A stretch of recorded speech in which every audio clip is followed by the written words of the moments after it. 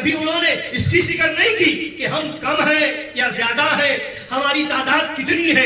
یہ دیکھیں آپ صحابہ کی تاریخ، سب سے پہلی جنگ جو اسلام میں ہوئی اسے جنگ بدر کہتے ہیں۔ جنگ بدر میں آپ دیکھیں 313 صحابہ کرام ہیں، اور ادھر کافروں کی طرف سے ہزاروں کی تعداد میں لوگ موجود ہیں، مگر کسی صحابی نے، آپ اٹھا کر کے دیکھیں، تاریخ اٹھا کر کے دیکھیں، کسی صحابی نے یہ کہا ہو کہ یا رسول اللہ مقابلہ کیسے ہوگا؟ ادھر ہزاروں کی تعداد میں ہے، ادھر ہم صرف 313 ہیں، اور ادھر سامان بھی زیادہ، ہتھیار بھی زیادہ، سواری بھی زیادہ، ادھر ہتھیار بھی کم بظاہر، سواری بھی کم بظاہر، ادھر سامان جنگ بھی کم بظاہر، کھانے پینے کے سامان بھی بظاہر کم ہے، مقابلہ کیسے ہوگا؟ مگر کیوں؟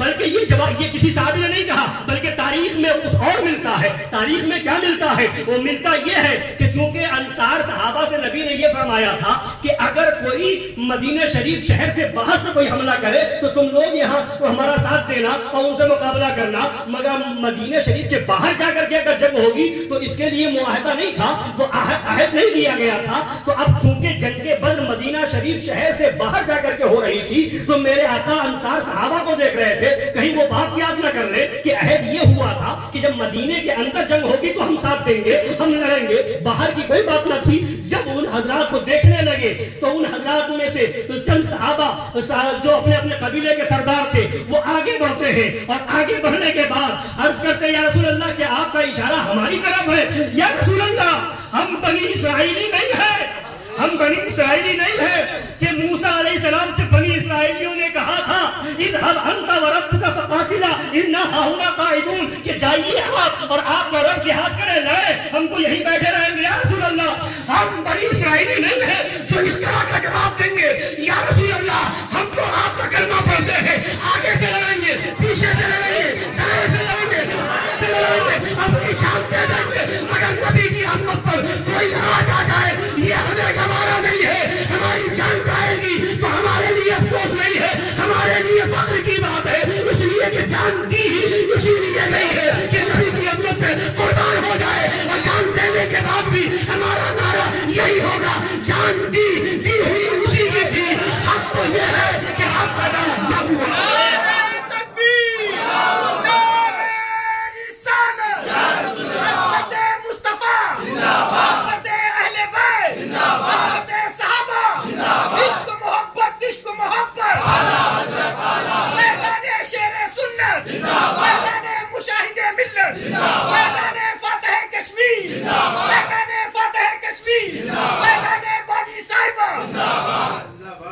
دیکھیے صحابہ نے تعداد کو نہیں دیکھا، قلت و کثرت کو نہیں دیکھا کہ ادھر زیادہ ہے ہم کم ہیں، جہاد کیسے، مقابلہ کیسے ہوگا۔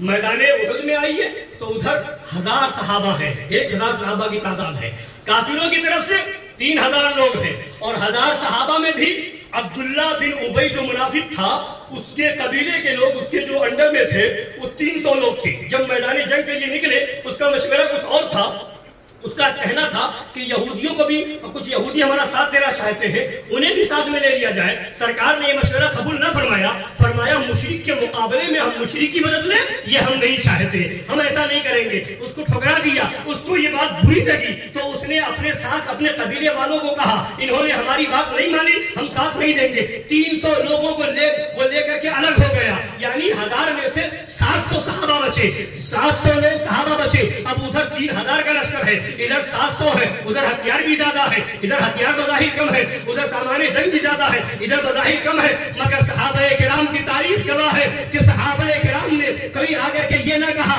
کہ یا رسول اللہ مقابلہ کیسے کریں گے، یہ ہمارے لوگوں میں سے بظاہر جو ہمارے ساتھ تھے ان میں سے بھی 300 لوگ ساتھ چھوڑ کر کے چلے گئے، نہیں، صحابہ کرام نبی کے ساتھ رہے۔ یا رسول اللہ جان چلی جائے گی کوئی پرواہ نہیں، بچے یتیم ہو جائیں گے کوئی پرواہ نہیں، بیوی بیوہ ہو جائے گی کوئی پرواہ نہیں، یا رسول اللہ ہم آپ کی عظمت پہ کوئی حرف آ جائے یہ گوارا نہیں کریں گے۔ میدان احد کی یہ لڑائی ہوئی ہے، اور میدان خندق میں آپ دیکھیں، میدان خندق، جنگ خندق کو ہی جنگ احزاب بھی کہتے ہیں۔ احزاب کا معنی ہوتا ہے کئی گروہ والی جنگ۔ کئی گروہ کیا مطلب یہ ہے کہ جب جنگ خندق ہوئی ہے تو جتنے کفار مکہ تھے، یہودیوں نے، کفار مکہ نے، اور جتنے یہ سب الگ الگ قبیلے تھے، कुफ्फार ये सब मिल गए थे, काफिर भी, मुशरिक भी, यहूदी भी, ये सब मिल गए थे, अलग अलग कबीले। जिन कबीलों से ये मुआहदा हुआ था कि हमारा तुम्हारा आपस में मुआहदा है कि हम आपस में लड़ाई नहीं होगी हमारी, कोई और जब कोई दूसरा हम पर हमला करेगा तो साथ देंगे,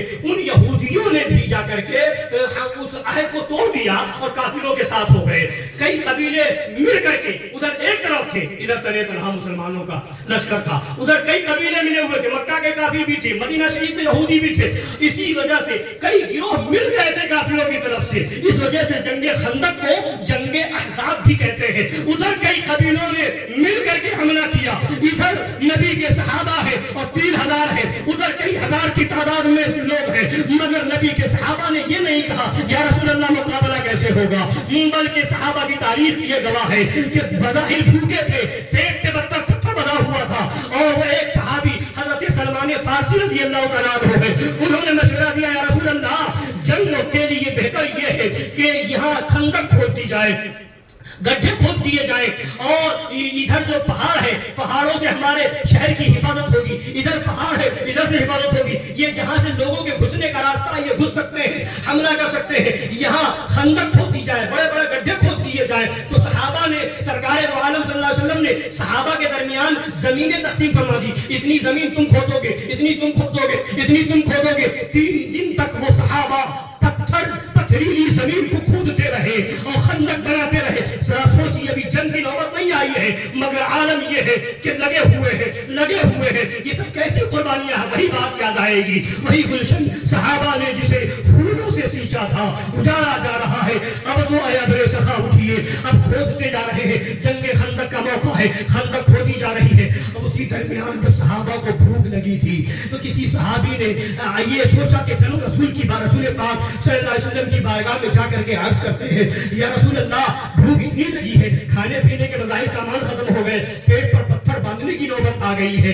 वो सोच करके आए थे कि नबी की बारगाह में ये बात अर्ज करेंगे। अब मशीयत इलाही, खुदावंद कुद्दूस की मशीयत के वो आए थे कहने के लिए, इतने में हवा चली, नबी पाक सल्लल्लाहु अलैहि वसल्लम के जिस्म पाक से जो चादर पाक थी वो हट गई हवा से। तो उन सहाबी ने देखा कि हमारे जिस्म पे तो एक पत्थर है, मालिके कायनात नबी के जिस्म पाक पे 2 पत्थर बंधे हुए हैं। वो रोने लगे, खामोश हो गए, कुछ नहीं कहा। मगर ये वाकया सुलह किस्म के लोग या वहाबी और देवबंदी गंदे अकीदे वाले बताएंगे तो माज़अल्लाह ये मजबूरी दिखाएंगे। नहीं, मेरे आका की कोई मजबूरी नहीं थी, ये मेरे आका ने जो इख्तियार किया था ये मजबूरी नहीं थी, ये खुद इख्तियार फरमाया था।